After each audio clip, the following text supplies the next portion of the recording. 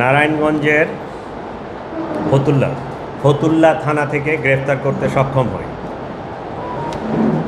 তথ্য প্রযুক্তির সহায়তায় মাত্র 7 ঘন্টার মাথায় আমরা মূল আসামি এবং সহযোগী উভয়কে গ্রেপ্তার করতে সক্ষম হয়েছি। পল্লবী থানা পুলিশ এবং আমাদের সাথে এডিসি, ডিসি, এসি যারা সকলে মিলে। এই মোটামুটি ঘটনা এটাই। ঘটনার আরও একটু যদি বলি, সকাল 10:30 থেকে 11টার দিকে ওর স্কুল শুরু হওয়ার কথা। 10:30টার দিকে এই মেয়েটার মা ওকে স্কুল যাওয়ার জন্য খুঁজতে থাকে। সঠিক প্যাড আর সঠিক তথ্য দিয়ে এসব সামলে নিব এক হয়ে। Monalisa sanitary napkin. দরজার সামনে দেখে যে একটা মাত্র তার জুতা, আরেকটা জুতা কই।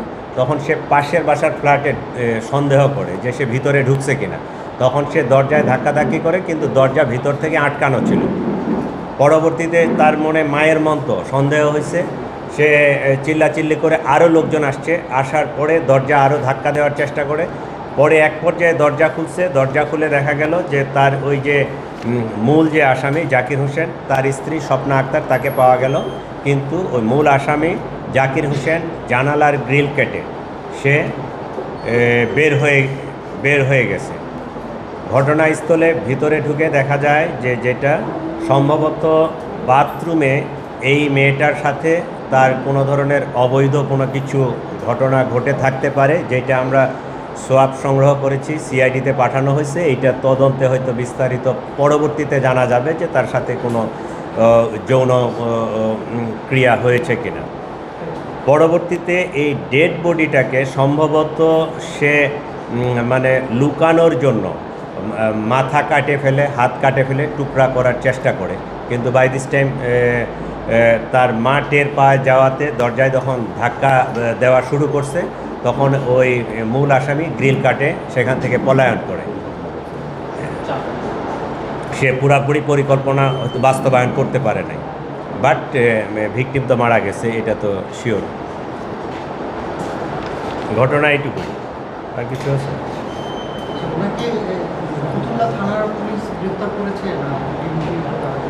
এইটা আমরা ট্র্যাকিং করেছি। পুরা ট্র্যাকিং করার পরে ওই এইখানে একটু ঘটনা আছে। এইটা আসলে আমরা বলতে চাচ্ছি না। কি কারণে বলতে চাচ্ছি না, যে আমরা যখনই একটা কোনো কিছু জিনিস বলে ফেলি, তখন ওই ক্রিমিনালগুলো ওই জিনিসটা অ্যাভয়েড করে। ওরা বিকল্প একটা পন্থা অবলম্বন করার চেষ্টা করে। এই জন্য এগুলো পাবলিকলি বলা উচিত না, কারণ আমাদের টেকনিকগুলো তারা যদি জেনে যায়, তখন সে এইটাকে অ্যাভয়েড করার চেষ্টা করে। পরবর্তীতে এমনও দু একটা ঘটনা ঘটছে, ক্রিমিনাল যে মোবাইল নিয়ে আসে না, অন্য মোবাইল দেয়, করে দেয়। আমরা ওই টেকনিকটা না বলি। সে একটা দোকানে টাকা তোলার জন্য গেছে, তার বন্ধুর মাধ্যমে সে কিছু টাকা নিয়ে আসছে, ওই দোকান থেকে টাকাটা তুলবে। আমরা এইটা পিন পয়েন্ট করতে পারছি। ওই দোকানদারের হেল্প নিচ্ছি, ওইখানকার লোকাল পুলিশের হেল্প নিচ্ছি, এবং আমাদের টিম দ্রুত ওইখানে রাশ করে আমরা তাকে ওই বিকাশের দোকান থেকে ধরতে সক্ষম হয়েছি। প্রাথমিকভাবে যেটা আমরা ধারণা করতেছি, এটা এখনও তদন্তের বিষয়। ছেলেটার বিরুদ্ধে যে আমরা সিডিএমএস চেক করলাম, তার দেখি নাটোরেও একটা মামলা আছে সন্ত্রাস বিরোধী আইনে, এবং তার ওয়াইফের যে বক্তব্য থেকে যেটা আমরা পাইছি, সে সম্ভবত পারভার্টেড টাইপের, বিকৃত যৌন রুচি সম্পন্ন একটা লোক। তো তার ওয়াইফকেও সে বিভিন্নভাবে টর্চার করছে বা করছে, যেটা তার ওয়াইফ বলল। আমাদের কাছে প্রাথমিক ধারণা, এইটা হয়তো ওই তদন্তে কেমিক্যাল এক রিপোর্টের পরে এইটা আমরা কনফার্ম হতে পারবো যে এই মেয়েটা সাথে তার যৌনকর্ম হয়েছে কি হয়নি। তা আমরা ধারণা করতেছি, এটা আমাদের ধারণা যে তার সাথে কোনো যৌনকর্ম হয়েছে। এইটা যখন হয়তো ব্লিডিং বা অন্য কিছু হয়েছে বা এটা টের পেয়ে যাবে, তখন সে এই ডেড বডিটাকে তাকে মেরে ফেলে ডেড বডিটা গুম করার জন্য সে পরিকল্পনা করছে। এইটাই প্রাথমিকভাবে। ওয়াইফও ছিল বাসায়।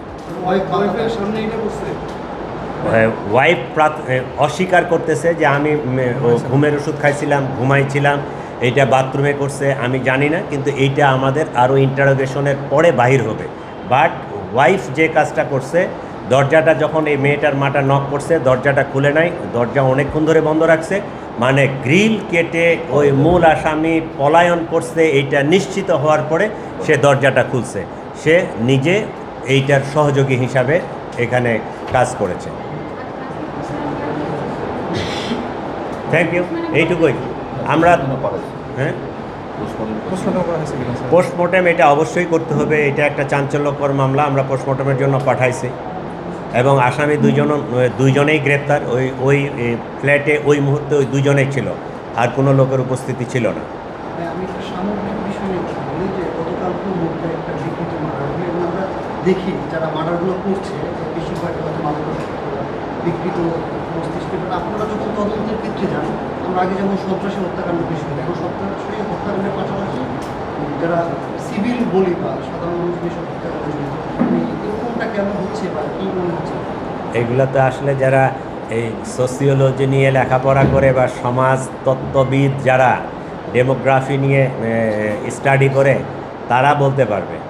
আমরা তো পুলিশের ম্যান, আমরা যে জিনিসটা আমরা মনে করি যে আসলে তো আমাদের একটা ছোট্ট দেশ, তার মধ্যে ঢাকা শহর অল্প একটু জায়গা, অনেক মানুষ বসবাস করে এখানে। মাদকাসক্ত বা মানুষের কি বলবো যে সুন্দরভাবে গড়ে ওঠার যে পরিবেশ এবং সুন্দর মানুষ হিসাবে গড়ে ওঠা, এইটা হয়ে উঠতেছে না অনেক ক্ষেত্রেই।